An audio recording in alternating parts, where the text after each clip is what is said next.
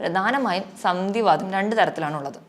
ഒന്നാമത്തെ degenerative arthritis അല്ലെങ്കിൽ തേയ്മാനം മൂലമുണ്ടാകുന്ന സന്ധിവാതങ്ങൾ. അത് പ്രധാനമായും പറയുന്നത് ഓസ്റ്റിയോ ആർത്രൈറ്റിസ് ആണ്. രണ്ടാമത്തെ വിഭാഗമാണ് ഇൻഫ്ലമേറ്ററി ആർത്രൈറ്റിസ് അല്ലെങ്കിൽ നീർക്കെട്ടുകൾ മൂലമുണ്ടാകുന്നത്. അതിൽ പ്രധാനമായിട്ടും വരുന്നതാണ് റുമറ്റോയിഡ് ആർത്രൈറ്റിസ് അല്ലെങ്കിൽ ആമവാദം. ഇതിന് പുറമെ വേറെ മറ്റു പല ആർത്രൈറ്റിസുകളുണ്ട്. സീറോ നെഗറ്റീവ് ആർത്രൈറ്റിസ് അല്ലെങ്കിൽ സോറിയാട്രിക് ആർത്രൈറ്റിസ് അല്ലെങ്കിൽ യൂറിക് ആസിഡ് മൂലമുണ്ടാകുന്ന ആർത്രൈറ്റിസ്. ഇതിൽ പ്രധാനമായും കാണുന്ന 3 ആർത്രൈറ്റിസുകളെ കുറിച്ച് നമുക്കിന്ന് സംസാരിക്കാം.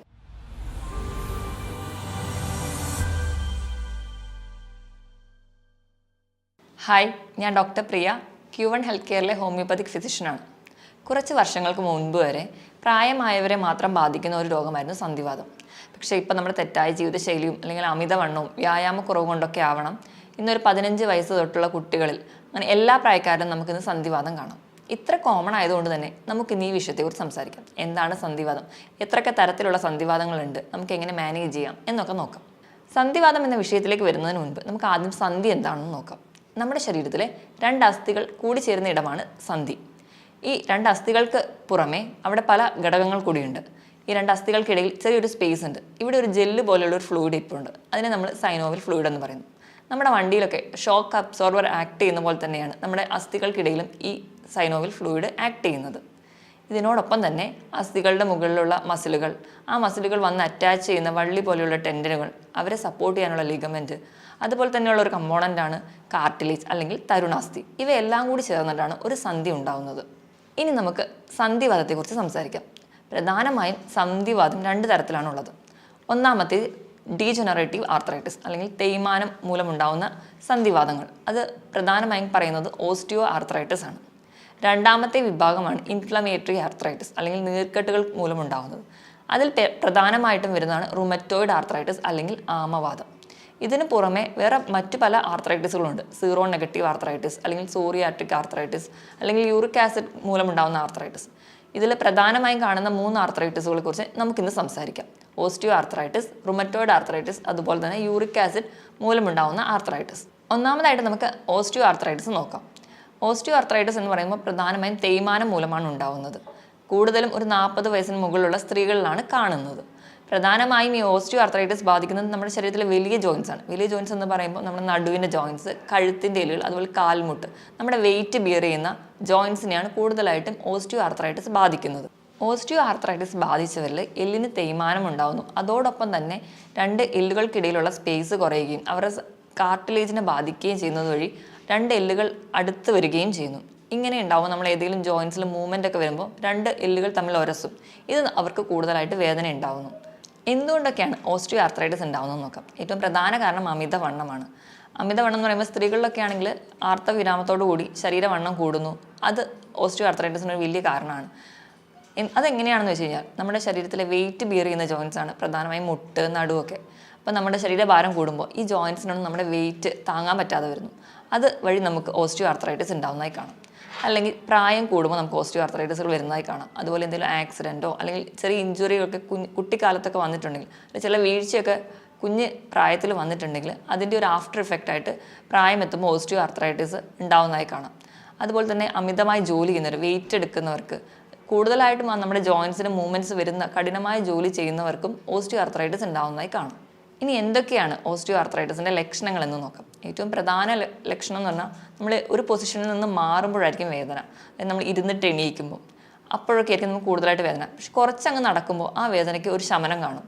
ഇതാണ് പ്രധാനമായും ഓസ്റ്റിയോ ആർത്രൈറ്റിസിനെ മറ്റ് വാദങ്ങളിൽ നിന്ന് വേർതിരിച്ചെടുക്കുന്നത്.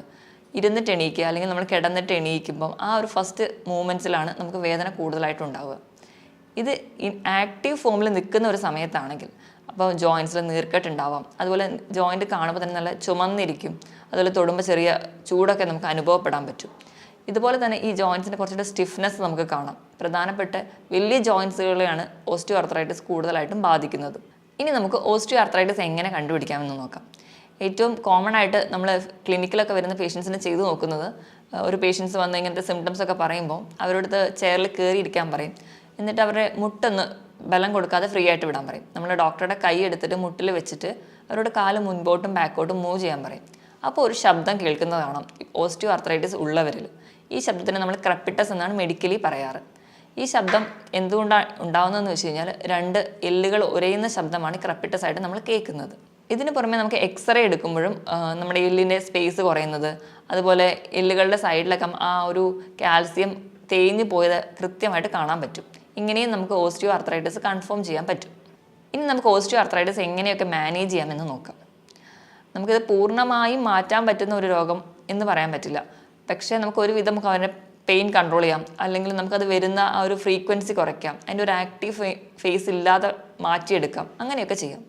അതിനായിട്ട് ഏറ്റവും പ്രധാനമായിട്ട് നമ്മൾ ചെയ്യേണ്ടത്, നമ്മൾക്ക് അമിതവണ്ണമുള്ളവരാണെങ്കിൽ നമ്മൾ വണ്ണം കുറയ്ക്കണം. വണ്ണം കുറയ്ക്കാൻ വേണ്ടി ആദ്യത്തെ സ്റ്റെപ്പ് എന്ന് പറയുമ്പോൾ നമുക്ക് കൃത്യമായിട്ടുള്ള എക്സസൈസ് ആഴ്ചയിൽ ഒരു 5 ദിവസമെങ്കിലും ഒരു 45 മിനിറ്റ് മുതൽ ഒരു 1 മണിക്കൂർ വരെ കൃത്യമായിട്ട് എക്സസൈസ് ചെയ്യാം.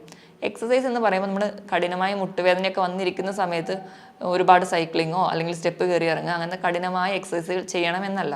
അതിന് പുറമെ നിരപ്പായ സ്ഥലത്ത് ചെറിയ രീതിയിൽ പറ്റുന്ന രീതിയിൽ നമ്മൾ നടക്കുക. ഒരു മിനിമം ഒരു 30 മിനിറ്റെങ്കിലും ദിവസവും നടക്കുകയാണെങ്കിൽ നമുക്ക് ആ ജോയിൻറ്റ്സ് കുറച്ച് കൂടി ഫ്ലെക്സിബിൾ ആക്കാൻ പറ്റും. അതുപോലെ തന്നെ നമ്മുടെ വെയിറ്റ് കുറയ്ക്കാനും പറ്റും.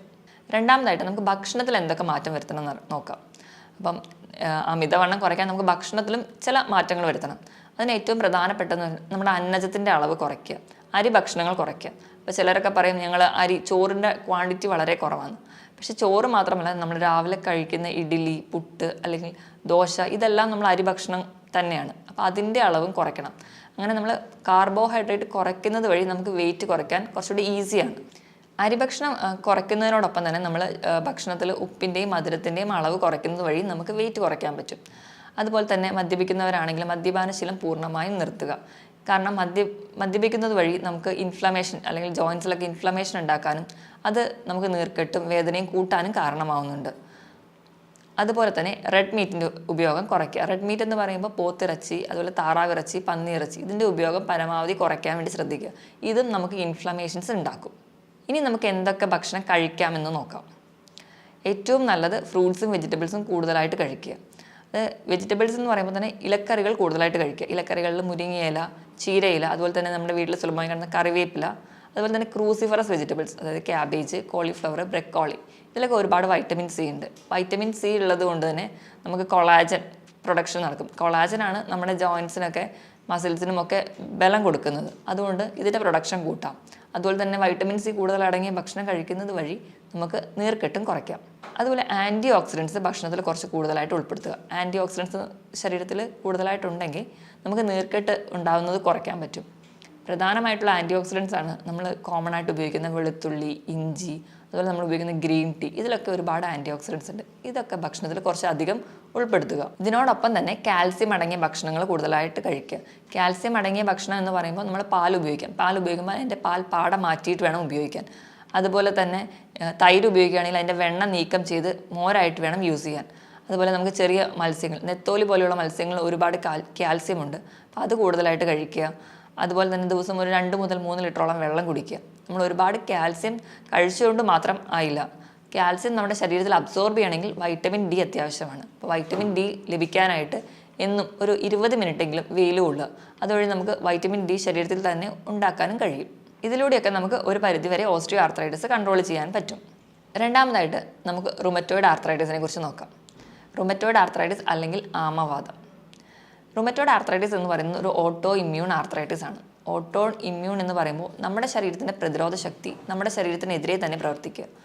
ഇവിടെ നമ്മുടെ ശരീരത്തിൻ്റെ പ്രതിരോധ ശക്തി കാർട്ടിലേജിന് എതിരെയാണ് പ്രവർത്തിക്കുന്നത്. ഇങ്ങനെ ഉണ്ടാകുന്ന ആർത്രൈറ്റിസിനെ നമ്മൾ ഓട്ടോ ഇമ്മ്യൂൺ ആർത്രൈറ്റിസ് എന്ന് പറയുന്നു. അതിൽ പെടുന്ന ഒരു ആർത്രൈറ്റിസ് ആണ് റുമറ്റോയിഡ് ആർത്രൈറ്റിസ്. ഇനി നമുക്ക് ആമവാദത്തിൻ്റെ ലക്ഷണങ്ങൾ എന്തൊക്കെയാണെന്ന് നോക്കാം. പേര് പറയുന്നത് പോലെ തന്നെ നമുക്ക് എഴുന്നേറ്റ് നിൽക്കാൻ പറ്റാത്ത ഒരു സ്റ്റേജിലൂടെ നമ്മൾ ചെന്നെത്തും.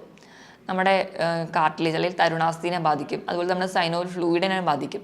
അങ്ങനെ 2 അസ്ഥികൾക്കിടയിലുള്ള സ്പേസ് കുറഞ്ഞ് അസ്ഥികൾ രണ്ടും ഒട്ടിച്ചേർന്ന് പോകും. അതുകൊണ്ട് തന്നെ നമ്മൾ ജോയിൻസ് ഒന്നും മടക്കാനോ അല്ലെങ്കിൽ നിവർത്താനോ ഒരു മൂവ്മെൻറ്റ്സും അവർക്ക് സാധ്യമാവില്ല. ആദ്യമൊക്കെ നമ്മുടെ കയ്യിലെ വിരലിൽ ചെറിയ ജോയിൻസിൽ അല്ലെങ്കിൽ കാലിലെ വിരലിനൊക്കെയാണ് ചെറിയ ചെറിയ ജോയിൻസിൽ, അല്ലെങ്കിൽ നമ്മുടെ വ്രിസ്റ്റ് ജോയിൻറ്റ് അല്ലെങ്കിൽ നമ്മുടെ കൈയുടെ മുട്ടിനൊക്കെയാണ് ആദ്യം ബാധിക്കുക. ഇത് പ്രോഗ്രസ് ചെയ്യുമ്പോൾ നമ്മുടെ ശരീരത്തിലെ എല്ലാ ജോയിൻസിനെയും ഇത് ബാധിക്കാം. ഏറ്റവും പ്രധാനമായി കാണിക്കുന്ന ലക്ഷണം എന്ന് വെച്ച് കഴിഞ്ഞാൽ രാവിലെ അല്ലെങ്കിൽ മോർണിംഗ് സ്റ്റിഫ്നെസ് ആണ്.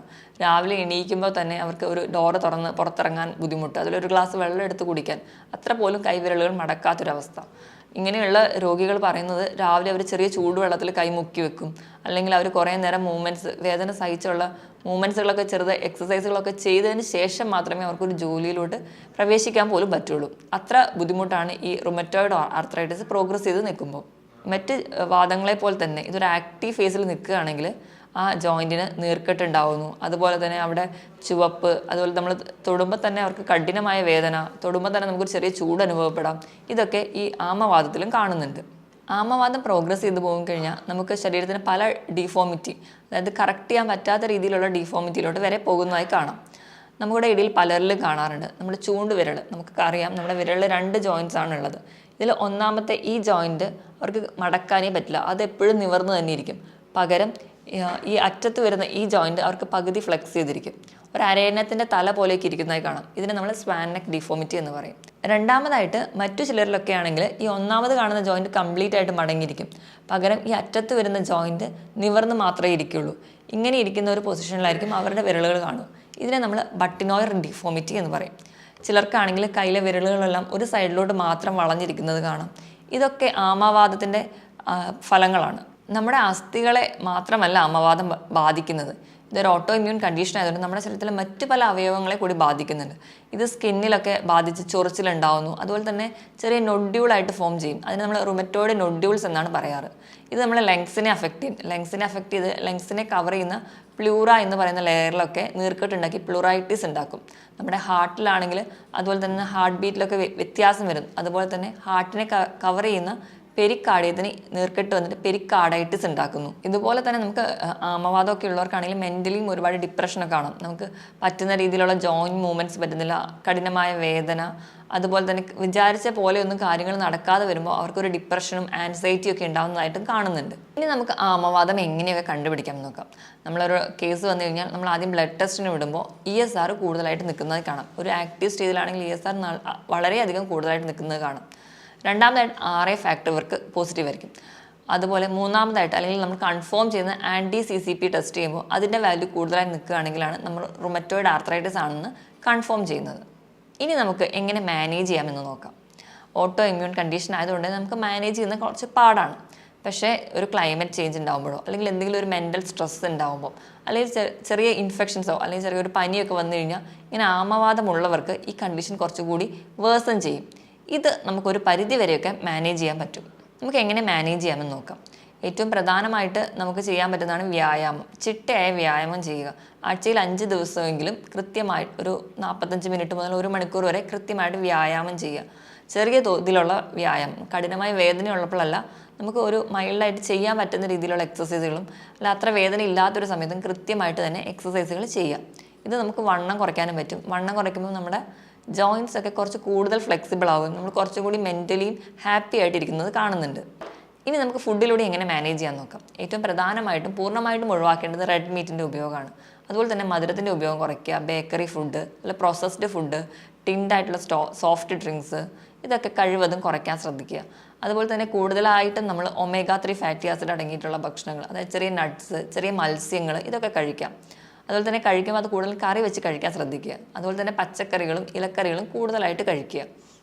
ഇതൊരു ഓട്ടോ ഇമ്മ്യൂൺ കണ്ടീഷൻ ആയതുകൊണ്ട് തന്നെ ഇത് കൺട്രോൾ ചെയ്യാൻ ഏറ്റവും നല്ല വഴി എന്ന് പറഞ്ഞാൽ കൃത്യമായ ഉറക്കവും ഒരു ചിട്ടയായ ഒരു ജീവിതശൈലിയുമാണ്.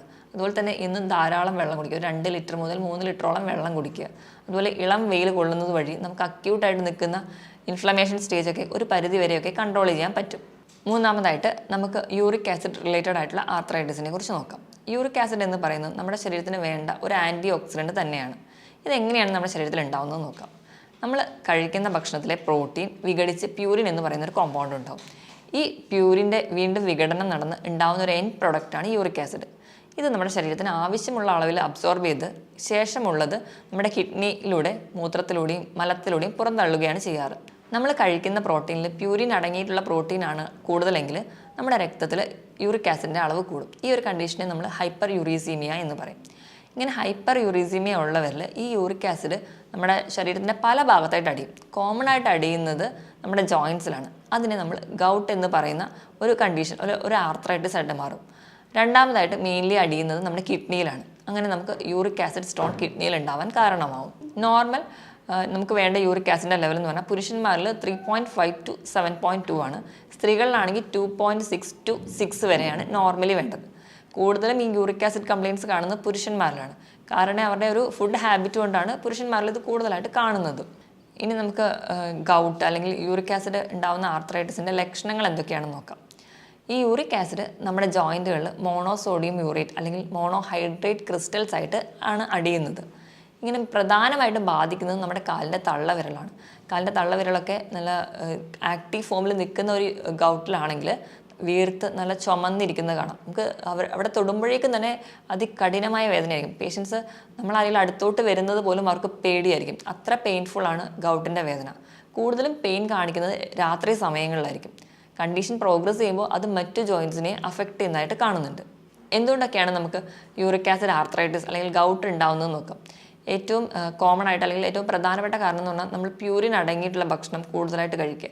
അതിൽ ഏറ്റവും വലിയ ഉദാഹരണം റെഡ് മീറ്റ് ഒരുപാട് കഴിക്കുന്നത് വഴി നമുക്ക് യൂറിക് ആസിഡ് ഒരുപാട് ഉണ്ടാവുകയും അത് നമുക്ക് ഗൗട്ട് ഉണ്ടാകാൻ കാരണം. പിന്നെ അമിതവണ്ണം, അതുപോലെ എക്സസൈസ് ഒന്നും ചെയ്യാതിരിക്കുന്നത്, അതുപോലെ മദ്യപാനികളിൽ യൂറിക് ആസിഡ് പുറന്തള്ളാതെ അത് രക്തത്തിൽ കൂടി നമുക്ക് യൂറിക് ആസിഡ് സ്റ്റോൺസും അതുപോലെ തന്നെ ഗൗട്ടൊക്കെ ഉണ്ടാവാൻ കാരണമാവും. അതുപോലെ പുകവലിക്കുന്നവരിൽ, അതുപോലെ തന്നെ ക്യാൻസറിന് കീമോതെറാപ്പി എടുക്കുന്നവരിലും ഈ യൂറിക് ആസിഡിൻ്റെ കംപ്ലയിൻറ്റ്സ് കൂടുതലായിട്ട് കാണുന്നത്. ഇതൊക്കെ ഉള്ളവരാണെങ്കിൽ ഒരു 6 മാസം കൂടുമ്പോഴെങ്കിലും യൂറിക് ആസിഡിൻ്റെ വാല്യൂ ചെക്ക് ചെയ്യുന്നത് വഴി നമുക്ക് ഇത് ഗൗട്ട് ഉണ്ടാവുന്നത് പ്രിവെൻറ്റ് ചെയ്യാൻ പറ്റും. ഇനിയിപ്പോൾ യൂറിക് ആസിഡ് അല്ലെങ്കിൽ ഗൗട്ടൊക്കെ ഉള്ളവർക്കാണെങ്കിൽ നമ്മൾ ഈ വാദത്തിന് പുറമെ എന്തൊക്കെ കോംപ്ലിക്കേഷൻസ് ആണ് ഉണ്ടാവുന്നത് നോക്കാം. ഇപ്പോൾ യൂറിക് ആസിഡ് കൂടി നിൽക്കുന്നവരിൽ അമിതവണ്ണം കൂടി ഉണ്ടെങ്കിൽ അവർക്ക് ഇൻസുലിൻ റെസിസ്റ്റൻസ് ഉണ്ടാവുകയും ടൈപ്പ് 2 ഡയബറ്റീസിലോട്ട് എത്തുകയും ചെയ്യുന്നു. അതുപോലെ ബിപിയും കൊളസ്ട്രോളും ഇങ്ങനെയുള്ളവരിൽ കുറച്ച് കൂടുതലായിട്ട് കാണുന്നുണ്ട്. അതുപോലെ തന്നെ നമുക്ക് നമ്മുടെ ചെറിയ രക്തക്കുഴലുകളിലെ ചെറിയ ഭിത്തികളെയൊക്കെ അഫക്റ്റ് ചെയ്യുന്നത് വഴി സ്ട്രോക്ക് ഉണ്ടാവുന്നു. അതുപോലെ നമുക്ക് ഹാർട്ടിന് കംപ്ലയിൻറ്റ്സ് ഉണ്ടാവുന്നതായിട്ടൊക്കെ കാണുന്നുണ്ട്. യൂറിക് ആസിഡ് അല്ലെങ്കിൽ ഗൗട്ട് എങ്ങനെ മാനേജ് ചെയ്യാൻ നോക്കാം. അതിന് ഭക്ഷണത്തിൽ എന്തൊക്കെയാണ് ഒഴിവാക്കേണ്ടതെന്ന് ആദ്യം തന്നെ നോക്കാം. അതിനായിട്ട് നമ്മൾ റെഡ് മീറ്റ് പൂർണ്ണമായും ഒഴിവാക്കുക. അതോടൊപ്പം തന്നെ ഷെൽ ഫിഷസ്, കക്ക, ഞണ്ട് അല്ലെങ്കിൽ കൊഞ്ച് തുടങ്ങിയ ഷെൽ ഫിഷസ് ഒഴിവാക്കണം. അതുപോലെ ഒഴിവാക്കേണ്ട വെജിറ്റബിൾസ് ആണ് കൂണ്, വഴുതനങ്ങ, അതുപോലെ മധുരം, ഫ്രക്ടോസ് കോൺ സിറപ്പ്.